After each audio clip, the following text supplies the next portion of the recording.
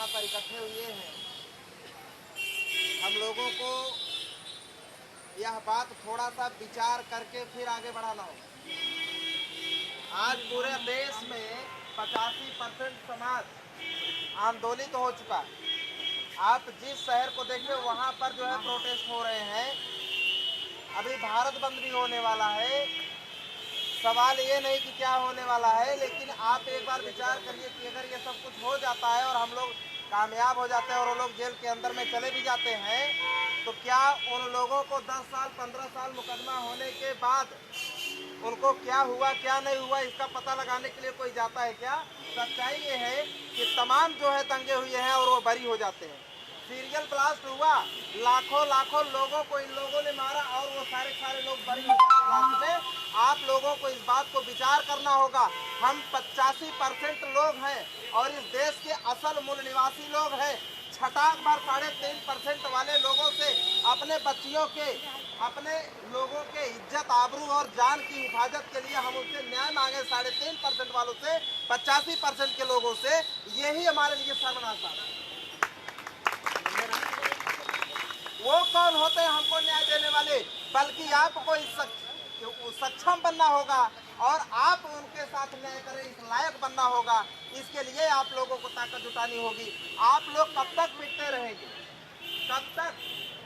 मान्यवर काशीराम साहब कहा करते थे कि इस समाज को, आज बहुत सारे लोग आज आपके समाज में आते हैं और नए नए नेता अभी पैदा होंगे। क्यों नेता?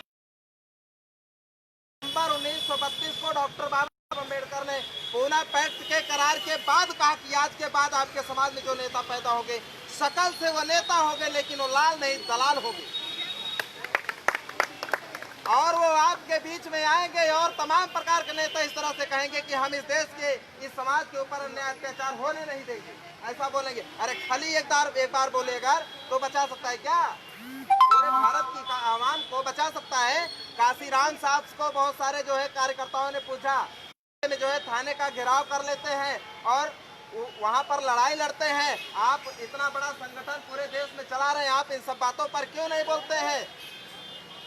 तो काशीराम साहब ने कहा कि समाज के ऊपर होने वाला अन्याय अत्याचार तब तक नहीं रुकेगा जब तक यह समाज अपने ऊपर निर्भर नहीं हो जाता है। आज भी आपका समाज एक बड़े पैमाने पर उनके 3.5% वालों के ऊपर निर्भर है। यही जो है वजह है कि आपका समाज आज भी टिक रहा है।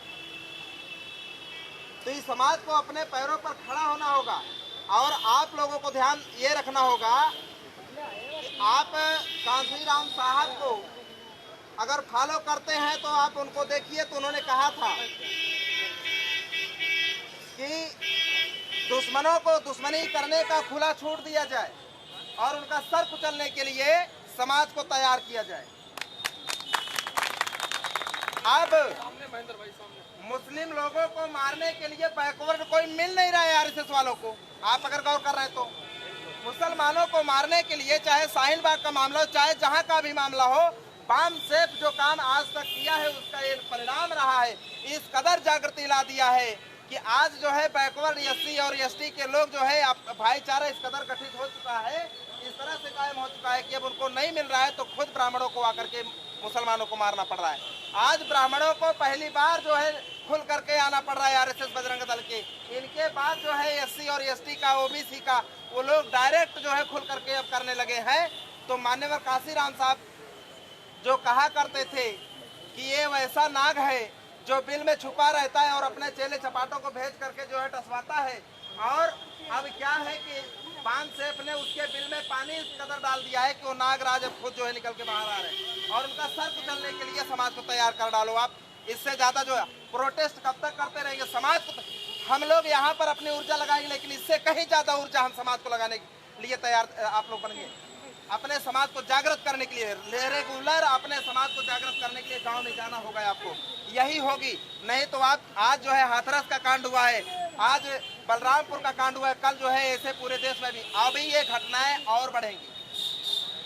घटनाएं रुकने वाली नहीं है, बल्कि घटनाएं अब ये बढ़ेंगी। क्योंकि आप लोग ध्यान दीजिए कि एक इनके अंदर षड्यंत्र, तो आप समझिए कि ये लोग एक घटना को दबाने के लिए कई कई घटनाएं उभार देते हैं, आप लोग उसमें उलझ जाते हैं। जैसे कि एक बच्चा है, वो जो है रोटी के लिए मांग कर रहा है कि ये मम्मी ये पापा हमको रोटी दे दो, रोटी है नहीं, रोटी देना नहीं है। तो क्या किया, उसको ऊंची अलमारी पे बैठा दिया। अरे पल भर में उसकी समस्या बदल गई। जो भी पल भर पहले जो है रोटी की मांग कर रहा था वो कह रहा है कि हमको नीचे उतारो। तो ये लोग समस्याएं आपकी बदल रहे हैं और आप लोग जो है बच्चे के तौर पे हैं। और जो है ये सरकार चलाने वाले जो 3.5% के टके भर के ब्राह्मण विदेशी लोग हैं, ये लोग ऐसा ही कर रहे हैं।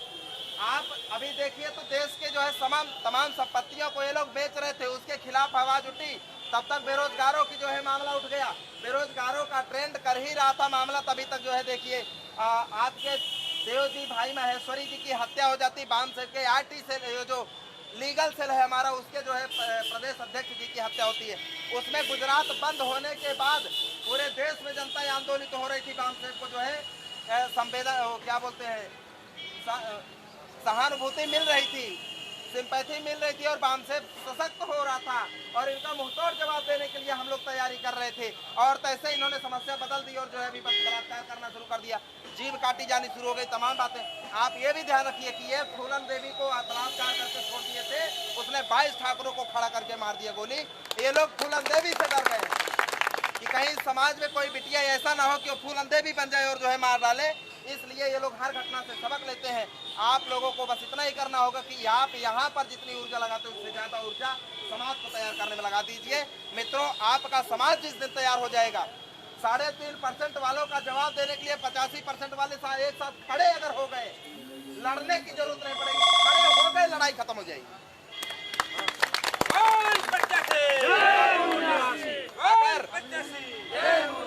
वो क्यों हिम्मत बांधे हुआ, 3.5% के लोग अपने दम पर हिम्मत नहीं बांध रहे।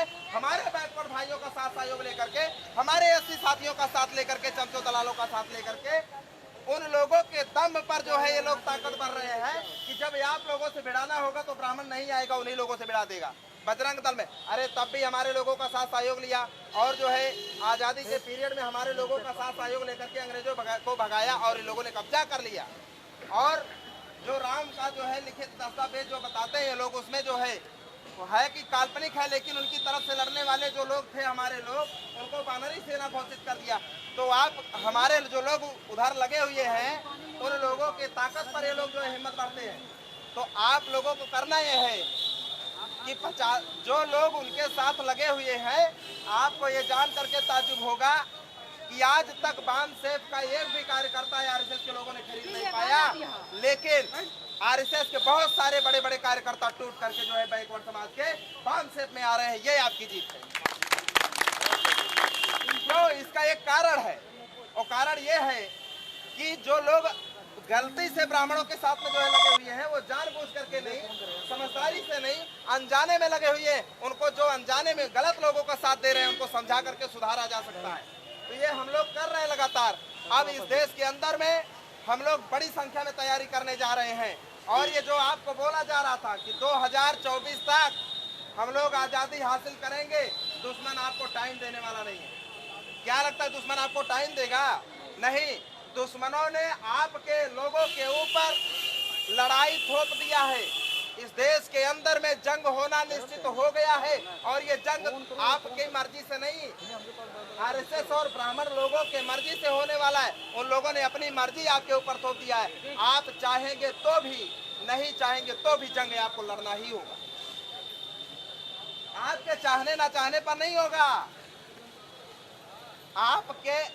आपकी इच्छा के अनुसार नहीं होगा। उन लोगों ने जंग थोप दिया है। अगर आप भागते हो तो पीठ पर गोली लगेगी, लड़ते हो तो सीने पर गोली लगेगी। और लड़ने वालों में 1% चांस ये भी है कि हो सकता है कि दुश्मन का ही काम तमाम कर दो आप। लड़ने में बचने की संभावना है, भागने में बचने की संभावना नहीं है। तो लड़ेंगे, हम लोग लड़ेंगे। और जो है इन्होंने जब थोप ही दिया है तो हम स्वागत करेंगे उनका।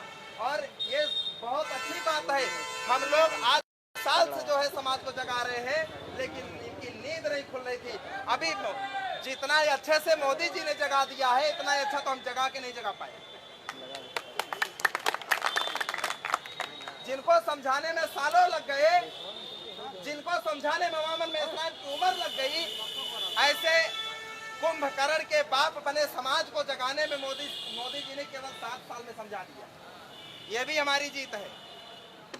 जो हम ज्यादा वक्त लेने वाले थे जल्दी जो है अब आप लोगों के तैयारी के ऊपर निर्भर करता है कि आप कितना जल्दी आजादी लेना चाहते हैं। आजादी जब तक आप आजादी नहीं हासिल करते हैं आप अपनी बच्चियों को खोते रहेंगे। ये कल वहां पर घटना हुई, आज जो है सुल्तानपुर में होगी, कल जो है बनारस में होगी, कल जो है आपके प्रतापगढ़ में होगी, हो बराबर हो रही है। तो अगर आप इन सारी समस्याओं से मुक्त होना चाहते हैं तो आपको आज़ादी के कॉन्सेप्ट पर जो है तैयारी करनी होगी और इसके लिए आपको दुश्मन का सबसे कमजोर नस दबाना होगा। दुश्मन का सबसे कमजोर नस है ईवीएम के घोटाले से जो है नाजायज संतान जो पैदा हुई है योगी और मोदी जी, इन लोगों का बंदोबस्त करने के लिए ईवीएम के विरोध में आंदोलन आपको तेज करना होगा। और ईवीएम का आंदोलन आपको अगर जो है सफल कर ले जाते हैं तो इनकी सरकार भरा करके गिर पड़ेगी। उसके बाद आप लोगों का जो है बंदोबस्त इन लोगों का करने में आसानी हो जाएगी। आप लोगों ने इतना करेंगे, यहाँ पर आकर के केवल मात्र जो है भाषणबाजी करने से हमारा मसला हल होने वाला नहीं है। फिर से मैं ये कहता हूँ, ओबीसी के बीच में जाना होगा, लगातार अभियान चलाना होगा। हमारे लोगों की अभी तक ये शिकायत रही कि ओबीसी समाज सुनता नहीं है, गलत है। हम लोग ओबीसी समाज आपका बेसब्री से इंतजार कर रहा है। आपको जो है प्रस्तुति करने आना चाहिए, आपको समझाने आना चाहिए। कैडर लिए हुए कार्यकर्ता है आप लोग, अगर जाकर के बैकवर्ड समाज में अच्छे तरीके से समझाते हैं तो आपका स्वागत करने को तैयार है, क्योंकि ओबीसी में भी बचे नहीं है लोग। आपके जो है यही पटेल लोगों का 22 लोगों का घर जलाया गया और उनको वास्तव न्याय नहीं मिला। पटेल लोगों की जो है यही कैथापुर में जो है एक बच्ची का बलात्कार ठाकुरों ने किया, उसको बेचारी को जो है FIR तक नहीं हो रहा था। लगातार घटनाएं घटती जा रही है। प्रजापति समाज का जो है जिंदा लोगों को, पूरे घर वालों को जला दिया, क्या हुआ? धोबी समाज के, धोबी जाति के जो है कुछ लोगों को जला दिया गया रायबरेली में, क्या हुआ?